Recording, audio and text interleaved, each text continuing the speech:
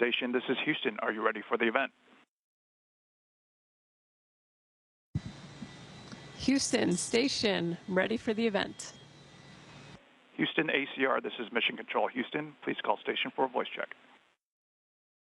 Station, this is Houston ACR. How do you hear me? Station has you loud and clear. Please stand by for opening remarks. Hello and good morning from Pensacola, Florida. We are Creative Learning Academy, home of the next generation of artists, engineers, historians, politicians, and space travelers. こんにちは、宇宙飛行士の皆さん。今日は大切なお時間をいただきありがとうございます。宇宙飛行士の皆さんは私たちにたくさんの勇気と希望を与えてくれる存在です。今日のこの時間をとても楽しみにしていました。Hello, thank you so much for being here with us today. Astronauts like you help inspire us and give us a lot of courage. We've been really excited about this time we get to spend together today. Students at Creative Learning Academy are fascinated by your experiences. Thank you for your willingness to share your time with us. Here's our first question.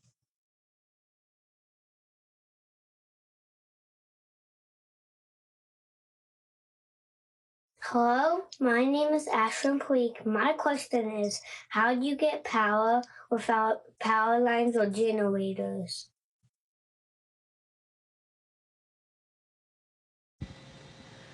Good morning, Ohayou gozaimasu. Students of Creative Learning Academy, welcome to the International Space Station. Ashwin, actually, we use solar arrays on the outside of Space Station.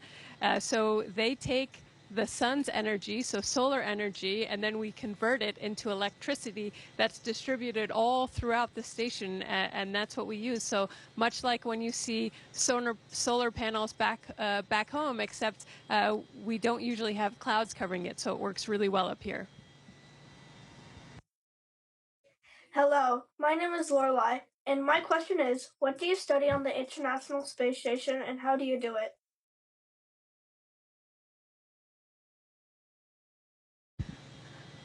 Lorelai, that's a great question. You're actually in the laboratory right now of the International Space Station. We study so many things up here.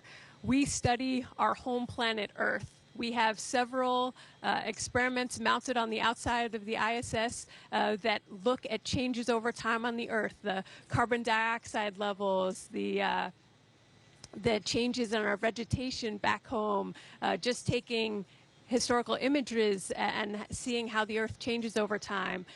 We study outer space as well. We have the alpha magnetic spectrometer and other things that look out into dark matter. We study our human bodies.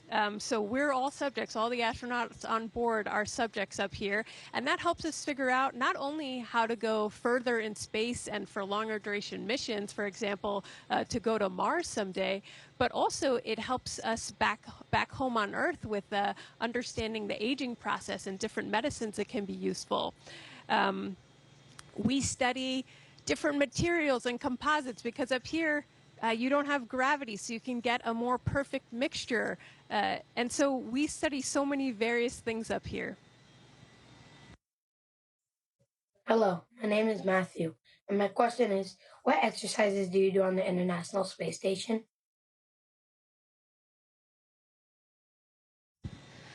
Matthew, as an athlete, I appreciate that question. We work out 2.5 hours every single day up here, because normally when we're just hanging out throughout the day, we just float, so we're not using our muscles like we normally would be walking around on Earth. So we do a combination of resistive exercises and cardio exercises. For the resistance training, like lifting the heavy weights, we've got a device we call ARED, and it uses vacuum cylinders to help create the force that we need to pull against. Then for cardio, we have two devices. We have what we call T2, which is a treadmill. So we wear a harness that then pulls us down, and we can increase or decrease that load. And the other is right in front of me, actually. It's called CVIS. It's a bicycle. And that's actually pretty hard because on Earth, I tend to cheat and use my body weight to push the pedals down. But up here, that doesn't help at all. Hi, my name is Max, and my question is, what was it like transitioning from a pilot to an astronaut, and will you still fly when you return?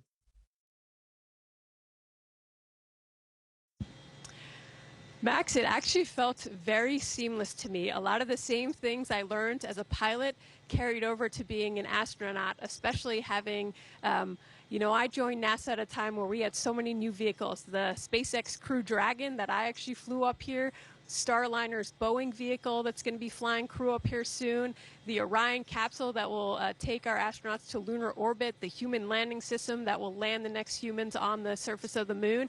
So the things I learned as a pilot carried over to evaluating those, but I also had to learn a lot of new skills as well, because up here, if the toilet breaks, we have to fix it. If someone's sick, you have to take care of them. So you have to be a bit of jack of all trades up here. Hi, my name is Camila. My question is, are there any kinds of medicines or vitamins you have to take to live in space?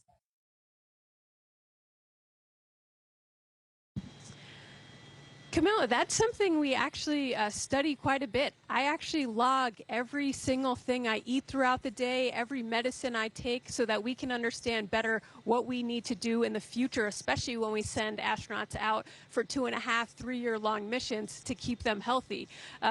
We do miss some natural things, like it's a lot harder to have fresh food up here. We actually just got a new resupply, so we had some oranges and apples the other day, but we don't get that as naturally. Sunlight we don't get as naturally. So often we do supplement with vitamins as well.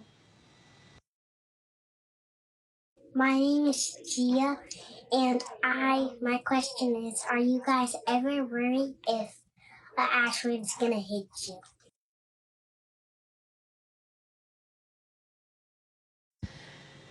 Gia, I actually have found that, strangely, when you get up here and you start getting used to working in this environment, I sometimes just think of it as my home, and I actually forget that behind these pretty thin walls are the vacuum of space. Something we do have to be concerned about, though, is micrometeoroid debris. And so that is actually tracked by people back home on the ground, and every now and then, if they see that a piece of debris might be coming towards station, we'll actually do a reboost and raise our orbit or lower it to avoid that debris. So that's a great question.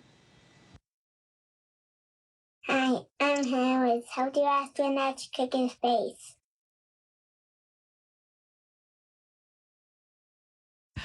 Harris, valid question, because eating and food is very important. We don't necessarily cook per se in space. We do have a food warmer, so most of our meals are already cooked on the ground for us. Some of them are then dehydrated and sent up. So, all we have to do is really add some water and put it in the food warmer. We also do have a fridge up here. If you want, maybe a cold drink or something, you can take your water and put it in the fridge for a little bit. But we're not necessarily cooking on a stove or oven. We do every now and then have pizza nights and make some pizza, though. Hello, my name is Nathan, and my question is, what are some of the hardest things about fixing and maintaining the International Space Station?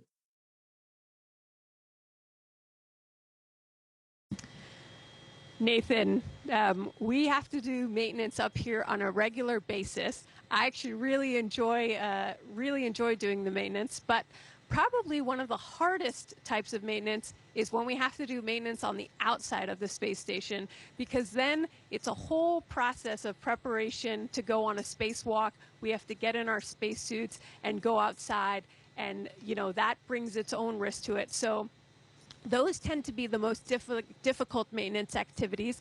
Luckily, we have a robotic arm that often can take care of stuff, but when it can't, we have to go outside and fix it ourselves. Hi, I'm Hayden Press. Does astronauts wear shoes?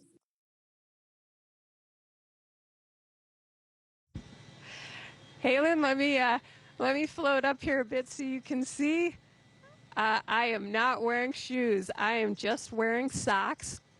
We like to do that because, right now I'm using this with my feet, but if I turn upside down, now where I might have put my hand is where my foot is. So we don't really like to wear our shoes very often. However, we do wear them when we're working out. On the exercise bike and on the treadmill, I do wear shoes, but otherwise I just go around in my socks. Hello, my name is Stella, and my question is, what is your job in outer space?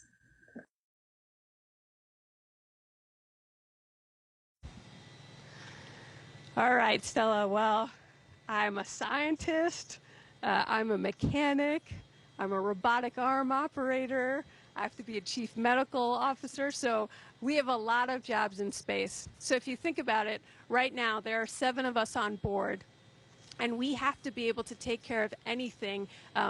You know, our main mission is to perform science and conduct experiments on the space station, but if something breaks, we have to fix it. If someone's not feeling well, we have to take care of them. So as I mentioned earlier, I have to be a bit of a jack of all trades up here. Hello, my name is Luca, and my question is, how do you clean up in space? Do you have dirty laundry?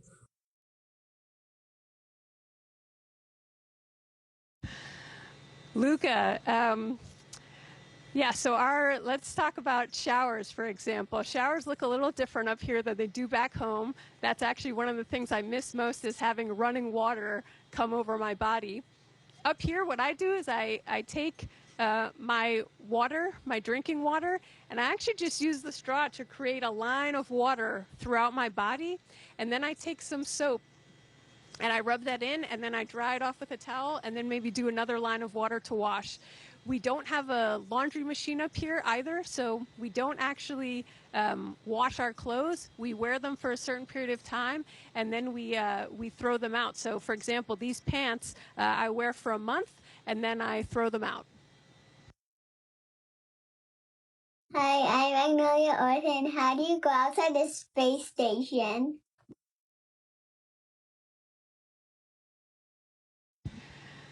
Magnolia. So actually, I just went outside the space station for the first time with my good friend and crewmate Laurel about 2 weeks ago.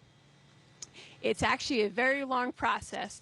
So we have to get in our spacesuits, and for that, we have to make sure we pack all the things we'll need outside. The ground team is writing a bunch of procedures. If you're using the robotic arm, you can put an astronaut on the end of the robotic arm, so then someone needs to be on board and ready to maneuver the arm around with someone on it.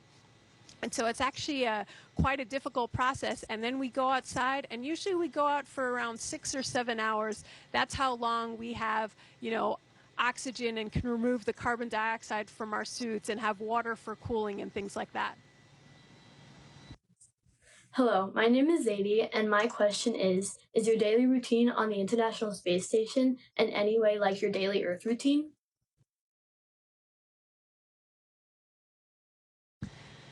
Zadie, so my daily routine is similar in terms of what I do, but it looks a bit different. So just to talk you through it, when I wake up in the morning here, I'll put a circle of water on my face and wash that off with a towel. I'll take my daily vitamins, as we talked about earlier, and then I'll make some breakfast and have that. And then really usually from about 7:30 in the morning to 7:30 in the evening, we're working and doing our exercise during that time. We have a meeting in the morning and a meeting in the evening. And then after that, we get to relax a little bit. We usually hang out for a bit and have dinner together just behind me in Node 1. And then I'll start winding down and preparing for the next day and get some sleep. Hi, my name is Ain Chong, and my question is, what do the stars look like from the space station?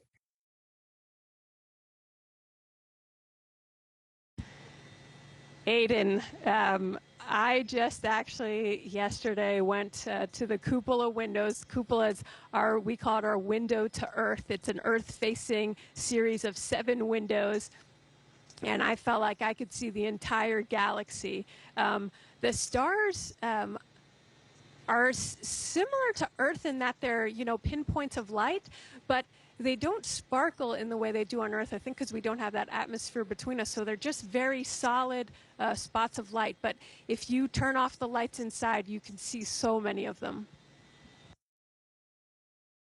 Hi, my name is Curtis, and my question is, what inspired you to be an astronaut?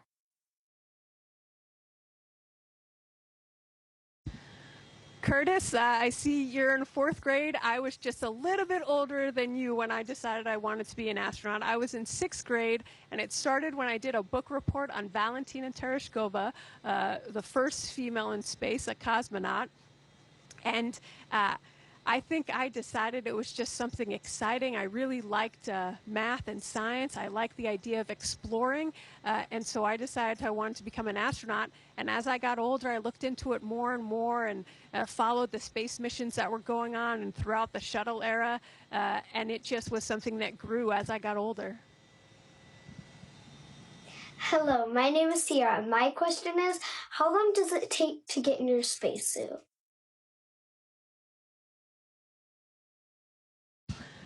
Sierra, the actual physical part of getting in your spacesuit, we put the pants on first, you could say, and then we slide into the top. That's not necessarily a very long process, but in doing that and doing all the checks to make sure everything is secure and locked on and that we don't have any leaks, and we have to do a pre-breathe beforehand because we're going down to vacuum. And so in that process, it's actually quite long. So when we did a spacewalk the other day, I think I woke up around 5:30 in the morning, and I don't think we actually got outside the door just to start our spacewalk until around 12:30. So it was a little over 6 hours. Hello, my name is Luke, and my question is, does the blood rush to your head when you go upside down in space like on Earth?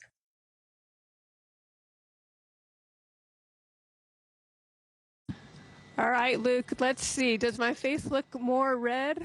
Probably not. So, no, up here, it doesn't matter which orientation I'm in. It all feels the same, basically, as far as my body's concerned. However, I will say, when we come from Earth in 1G and get up here, there are a lot of fluid shifts, and you've probably seen some astronauts have pretty puffy faces up here because not as much is down at their legs, and it's more in the upper body. So we do experience that going from Earth to space, but not necessarily as we move in different orientations on the space station. It's all the same. Hello, my name is Zane, and my question is, what are some of your favorite experiences at the International Space Station?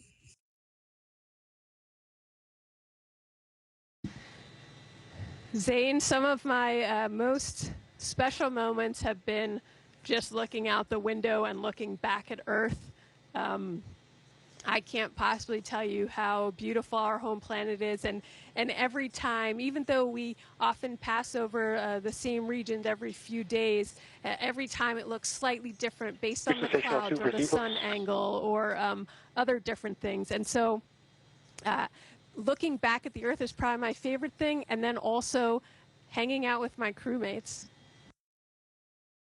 My name is Karina Mariano, and this is Olivia Bahar Noah. We want to thank you on the behalf of the students here at Creative Learning Academy. You're an inspiration to each of us. Merci que ba ma vakt gozarandin. Thank you for spending your time with us. This has been an incredible experience for all of our students, faculty members, and guests. Have a wonderful day.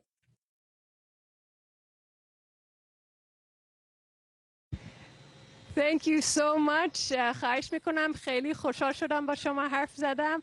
I'm very happy to have spoken with you. I hope you enjoyed your time on the International Space Station. Have a good one. Station, this is Houston ACR. That concludes the event.